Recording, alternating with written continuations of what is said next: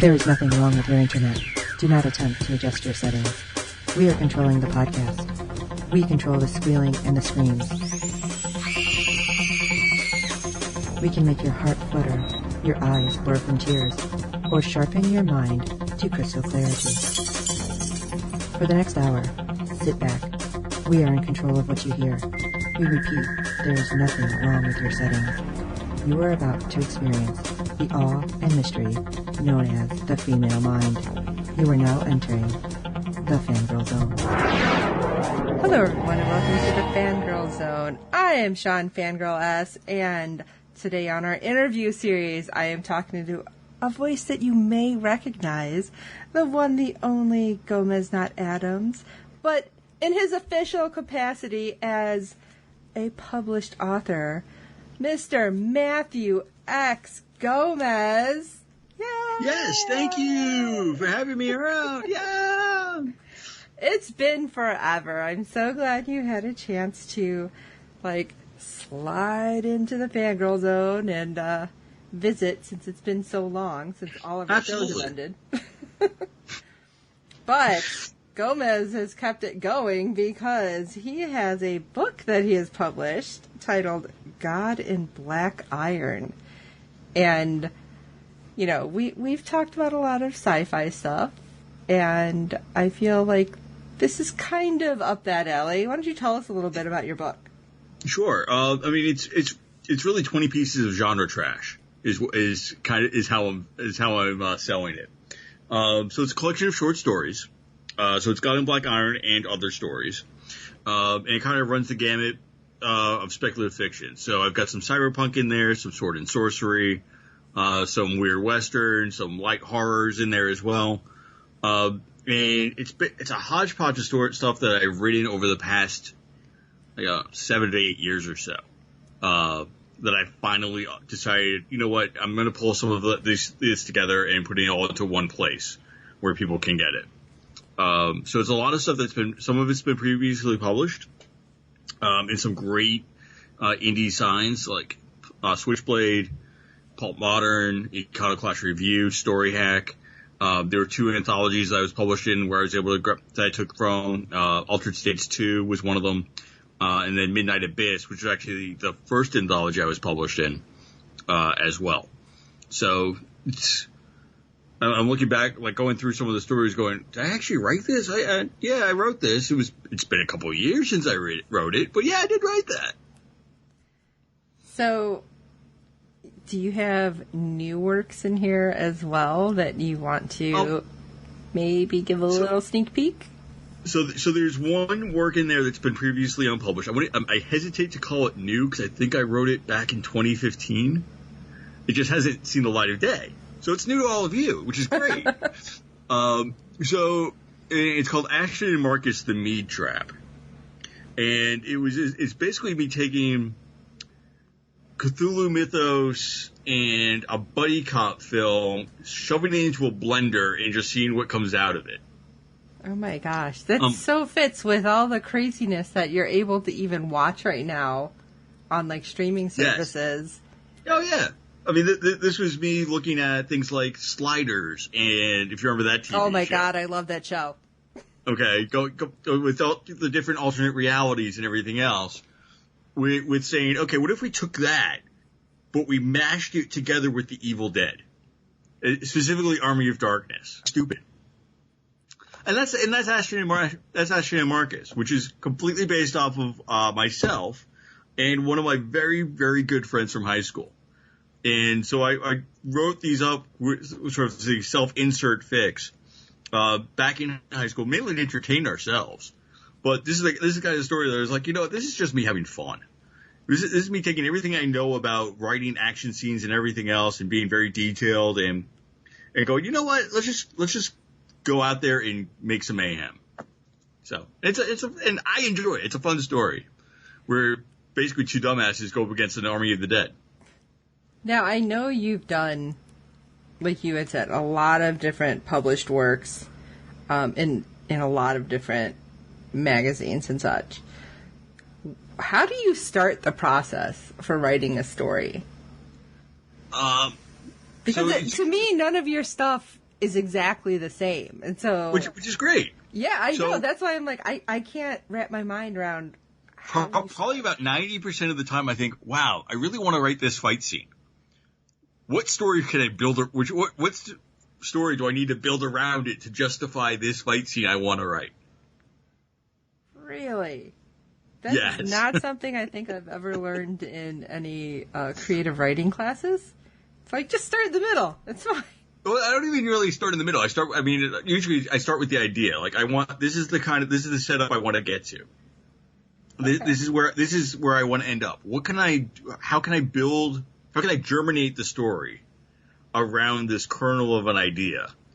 And that's usually where I start with. Occasionally I'll start with a market in mind. So I know that, so one of the stories in there is Crystal, Brass, and Copper.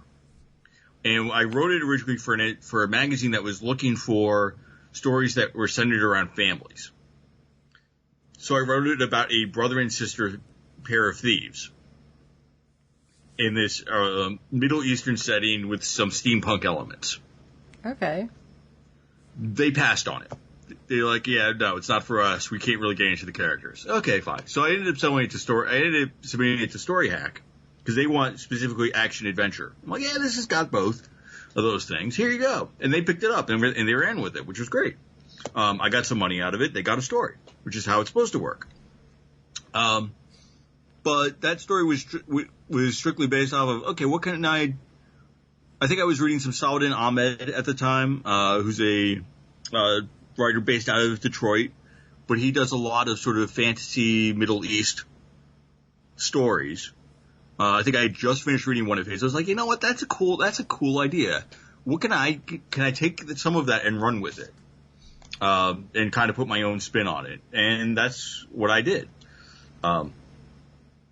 Yeah.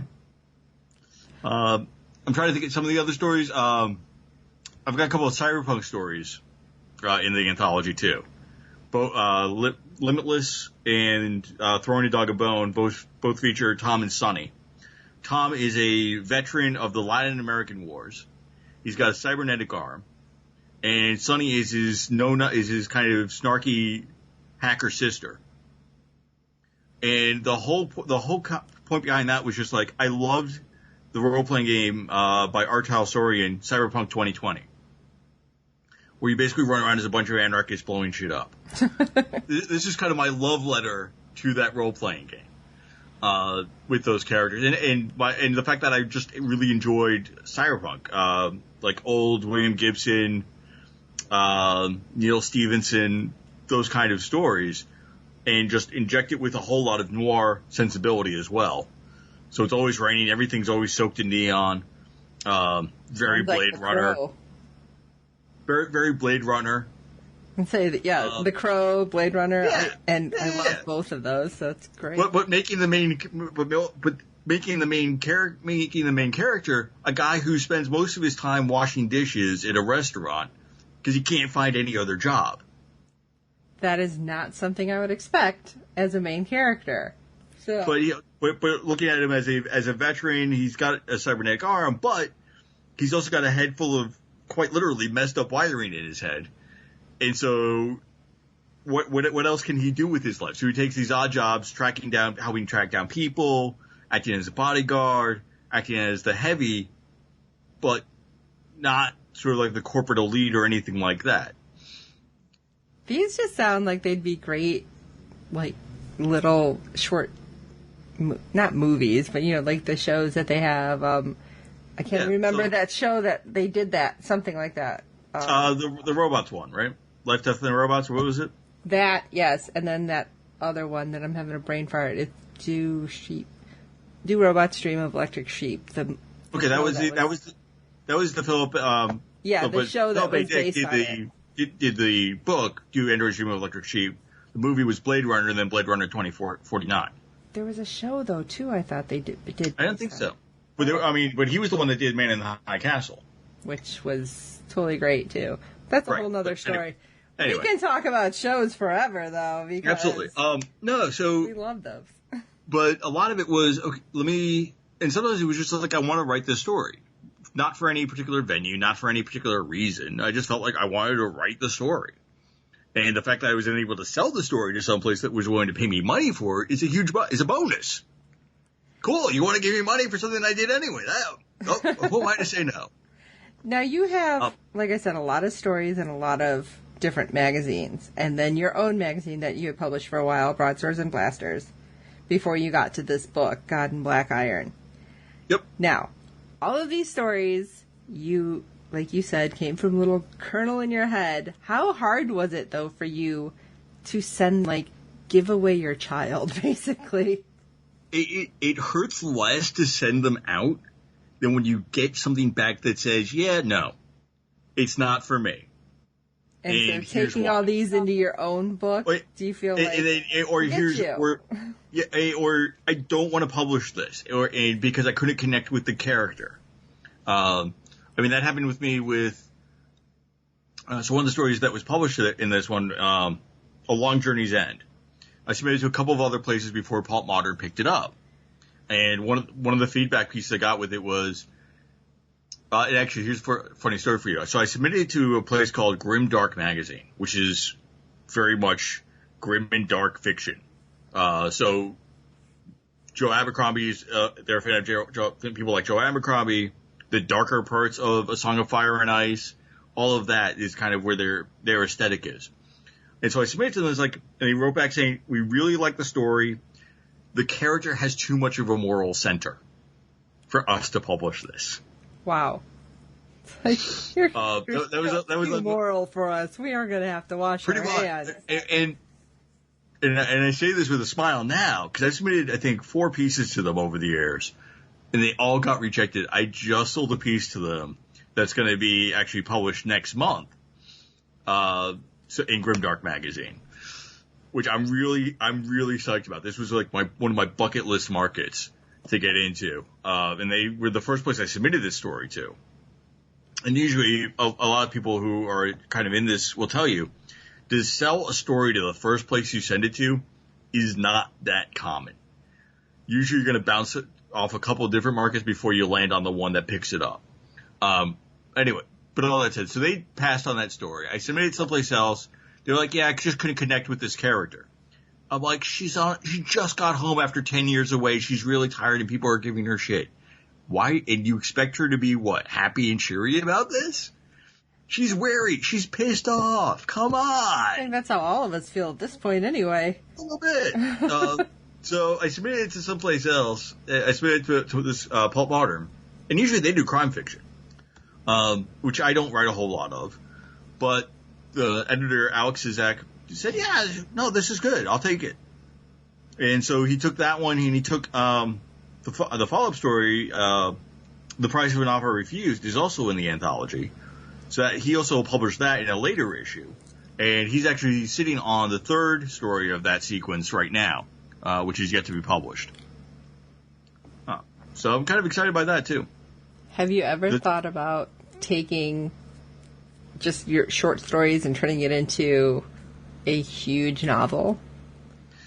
Occasionally, and then I get bogged down with trying to do that. I actually have one. So none of the stories in this actually feature one of my favorite characters, Liam the Black, who is a not Irishman who ends up in the not Middle East. And so I'm about 20,000, the fantasy counterpart, right? And I'm about 20,000 words into a novel of him going home and dealing with the fact that he left 20 years ago because he couldn't deal with the fact that the woman he loved, her father really did not approve of their match at all and basically drove him out. And so he left and just fucked off for 20 years and now is trying to come back home. And he's like, oh yeah, and you're pissed at me still. Can you imagine that? It's like, I still really like you, but I understand why you might have moved on. I kind of feel like that would turn out to be something interesting. Maybe you need to start filming stuff as well. But a lot of it's and part of it sorry, I'm kind of spinning in circles here. A lot of it's going with, I mean, there's always a lot of talk about what are universal themes, right? That people could connect with in any given story.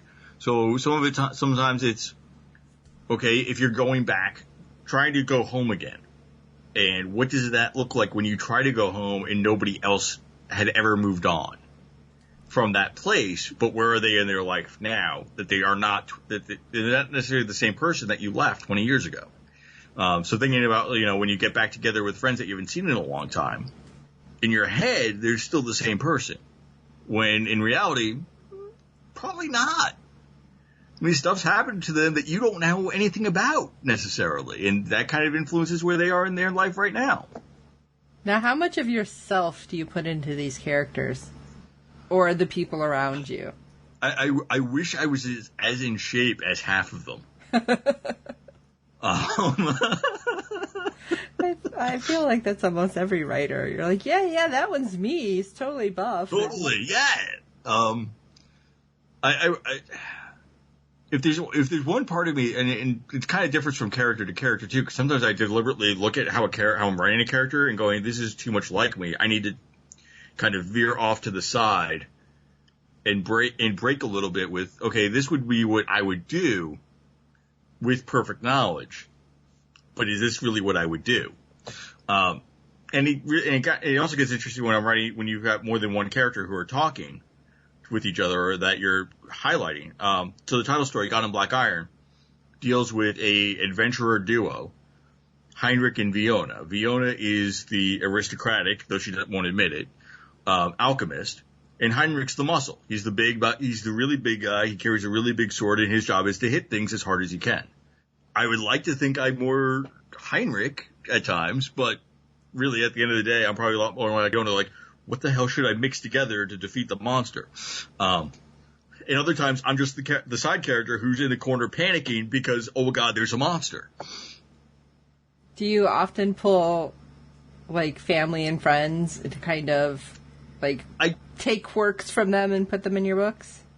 The biggest one I'll say I do that for is probably Marcus, who again was based off of my best friend in high school. As far as my other friends and family, I try not to. I probably do anyway, because, when they always say, write what you know. Well, what do you know? You know the people around you. You know the situations you've been in, that kind of stuff. But I mean, I even say in the introduction to the book that, why do I keep on writing about monsters? Well, because it's a really good way to distract from the adult fears of my life of, can I pay the mortgage this month? Can I pay the utility bills this month? Do I still have a job in 3 months? And let's push. Sometimes it's easier to write about the monster with dripping fangs and bloody claws than about those adult fears. So. That's a really good analogy, though. I mean, when you look at it deeper, it's like, okay, everybody has their own monsters that they're fighting. I mean, you're just putting them into different words.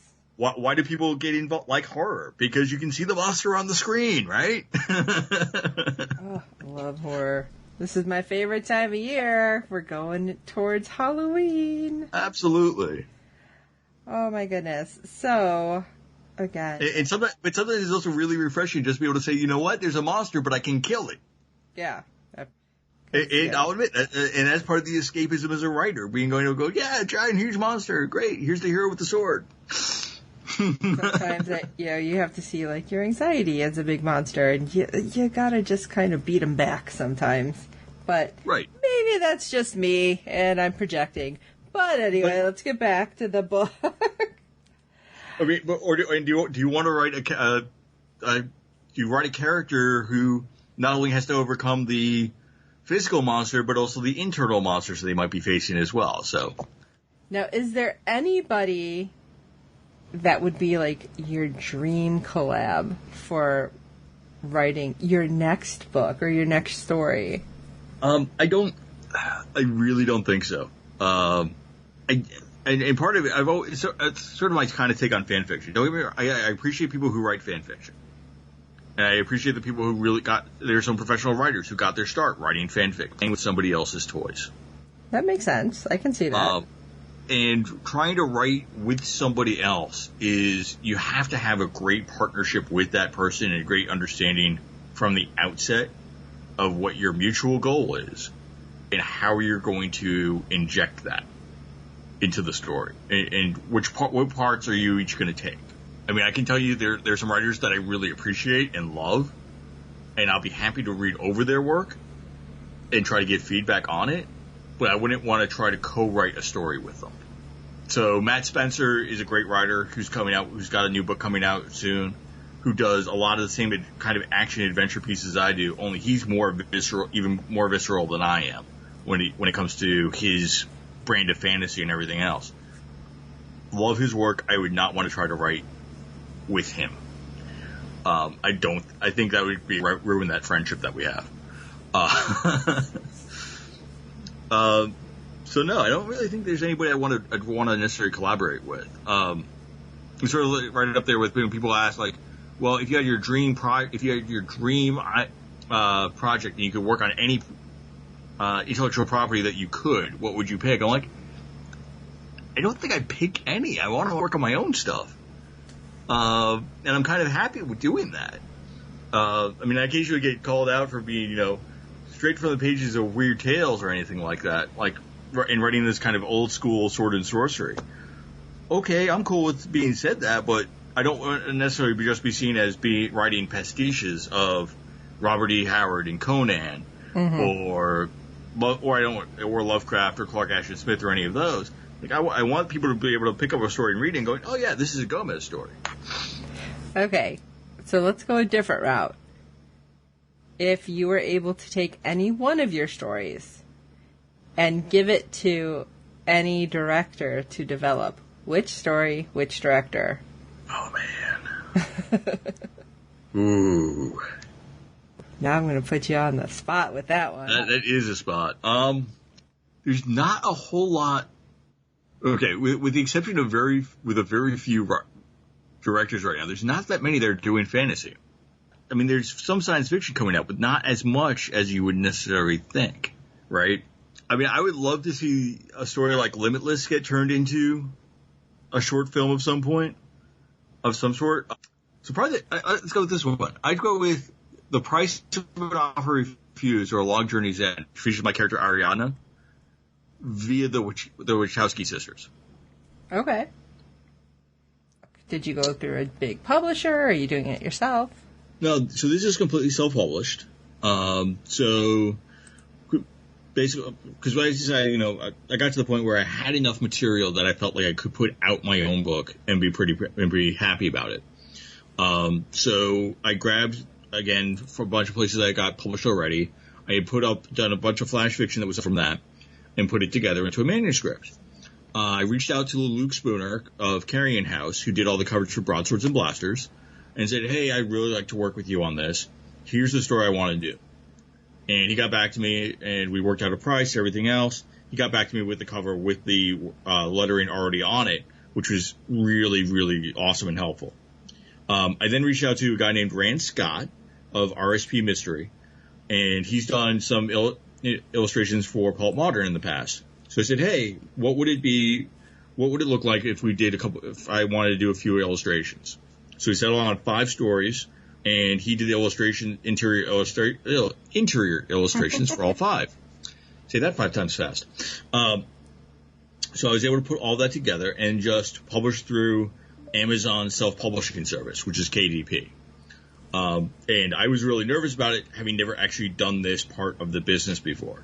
Always in the past, especially with Broadswords and Blasters, I had my wonderful co-editor, Cameron Mount, who handled all the technical pieces on that end and fought and bitched and whined and complained about it. And I was having nightmares about trying to do this on my own. But it was actually a lot less painful than I thought it would be in order to put it all together. The hardest part for me, at least, was coming up with, now I have to actually write about what's in the book and trying to describe it in a way that will sell to people. So that's really been my biggest challenge, is how can I talk about this in a way that doesn't make me sound like I'm from Mars? Oh, so you got past it, though, and it's published, and it's on Kindle and other electronic devices right now. And correct. Coming soon to paperback? Coming very soon to paperback. Probably by the time this interview has been published, it will be out in the world. Not saying that I take a long time doing anything or anything like that, but Well, hopefully it's about the same time.